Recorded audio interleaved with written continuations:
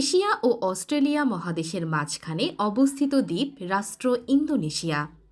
দক্ষিণ পূর্ব এশিয়ার সবচেয়ে সমৃদ্ধ অর্থনীতির দেশ এটি। বিশ্বের বৃহত্তম মুসলিম জনসংখ্যার দেশ ইন্দোনেশিয়া। প্রচলিত ৩ শতাধিক ভাষায় সমৃদ্ধ দেশটি জাতিগতভাবেও বেশ বৈচিত্র্যময়।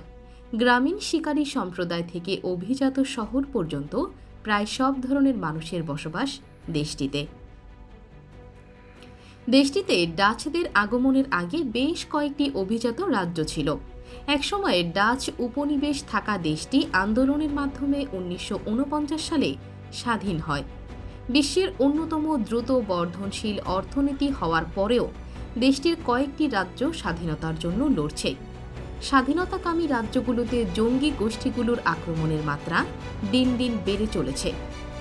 তাছাড়া আগ্নেয়গিরির অগ্ন্যুৎপাতের ঝুঁকিতে রয়েছে সুমাত্রা দ্বীপ। ইন্দোনেশিয়ার রাষ্ট্রীয় নাম রিপাবলিক অব ইন্দোনেশিয়া। রাজধানীর নাম জাকার্তা। দেশটির আয়তন ১৯,০৪,৫৬৯ বর্গ কিলোমিটার। জনসংখ্যা প্রায় ২৭,৫৭,০০,০০০। মূল ভাষা ইন্দোনেশীয়। দেশটির মানুষের গড় আয়ু পুরুষ ৬৮, নারী ৭২।